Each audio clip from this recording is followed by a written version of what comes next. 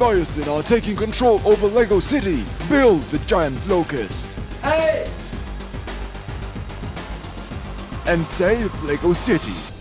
Hello everyone, Patrikios here, and today, dressed as best as I can, as a very sad doctor, I would like to present my newest creation. You see, Jurassic World Dominion is not a movie about dinosaurs exactly. It's about genetic power as a whole, and I have to say, I think that's a good idea. It's very out of the box. I did not expect that. You see, well, the plot focuses mainly on giant locusts.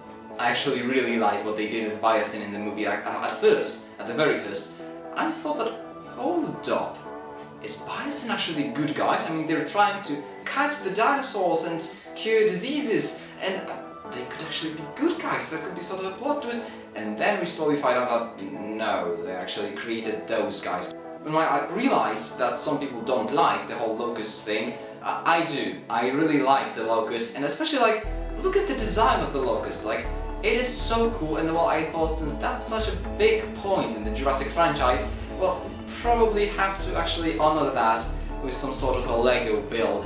And I did something I pretty much never do, like all of my builds that you can see, like something behind me, and you can watch more of them on my channel, self-promotion. All of them are in minifigure scale basically, right? Those like dinosaur builds.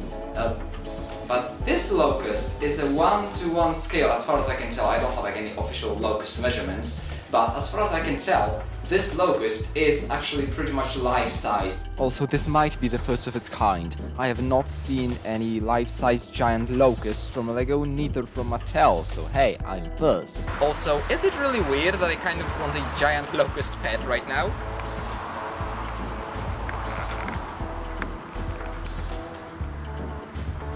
I started designing this thing like about 2 months ago, basically when the movie came out, you know. It was basically like the movie came out, I came home, and like the next day I started actually working on this thing. So it's a while since I started working on that. Well, it's not like I've been working on it continuously, of course I've been procrastinating a lot. You might actually find it interesting how I design my MOCs, because I have already shown you some of them. I have showed you the Brachiosaurus, I've showed you the Mosasaurus, the Tylosaurus, the RV from Jurassic Park. So there are a few of them, and the way I design them, I do not use the computer, like I don't use the LEGO Digital Designer or anything like that. I'm not used to it, and I don't like it. To me, working with LEGO, I want it to be like this physical thing that I actually work with. I want to feel the... I want to, like, you know, feel the bricks in my hands. I want to do stuff with them. So what I do is I just take all of my bricks and I use them to get the shape right first, you know. When I was designing the locust, I started off with like a very rough skeleton. Basically, it was like the body, the head that just didn't even look right, and some legs, you know. And then I started, like, you know, building the rough body, how it should look like, and then adding all the details. And eventually, once all of that is done, once the shape is done, here comes the especially annoying part of actually getting the colors right, because I only have, like, you know, some of the bricks that are right in color, and I have to order a lot of them from Bricklink, and it's really annoying to get like this prototype I have and actually see at the physical bricks I have and get them to make a computer list and then like transfer list, blah blah blah, make an order. That was tiring. I'm pretty sure that after I like designed the prototype of the locust, like pretty much the final prototype, and between that and ordering the bricks, I've been like procrastinating for like 2 weeks at least. But finally I did it, and it's very satisfying when I actually have the prototype and I'm just putting all the right colored bricks together. That I find really, really cool, and this took me basically like a day or something, because it's just super easy to do that. And this locust is the result of all that work. It has mostly brown colors, or it's reddish brown as you can obviously see. There is some dark tan and tan as well, and some light bluish grey, and a couple of other colors. You know, I'm supposed to make it look like an animal, right? So it's not necessarily this, as in this particular one, isn't meant to have like any visible patterns or anything. The shapes have to flow around nicely, and the colors need to be, I need to make them like a bit mismatched thing. So this locust is composed of basically like about 20 main parts, 6 of which are just those small feet. They are basically there to like support the locust, even though it can't stand on those legs. It would just go like whoop, and just smack down to the ground. That's why we have this like little support pillar made from transparent bricks. However, those feet, they're all exactly the same, all 6 of them, except for color changes, obviously. I don't want all of them to look exactly alike. But those swivel plates, they are in tan color, and I love swivel plates, but those tan swivel plates are so expensive. I have no idea why. Well, they are super expensive, and I had to buy like 20 of them to make the feet.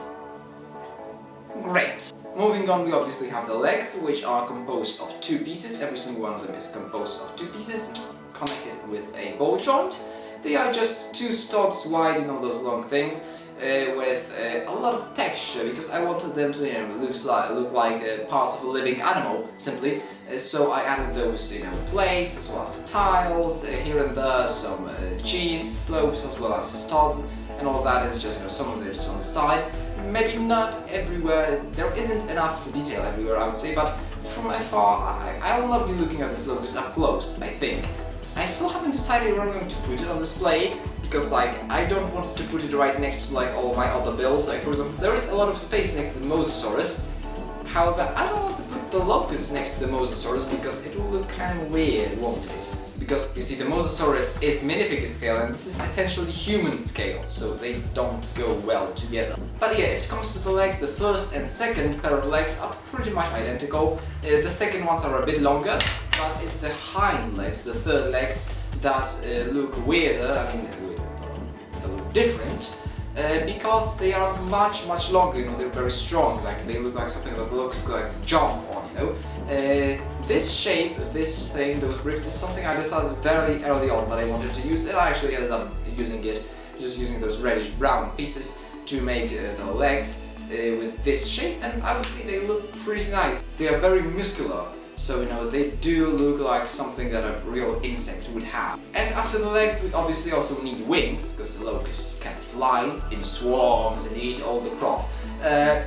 The wings are just basically a big jumble of plates and wedge plates to give this like triangular-ish shape, and they are attached again by a ball joint. And here we have the secondary wing, which is just 2 like those aircraft pieces connected together, and they are attached to the wing on the bottom in order to create this full wing. It can't really flap, because it's not stuck in the same position, but once you attach the legs there isn't really much room to move it around, and besides, except for this position, it's not really supported, this wing, and it just falls down.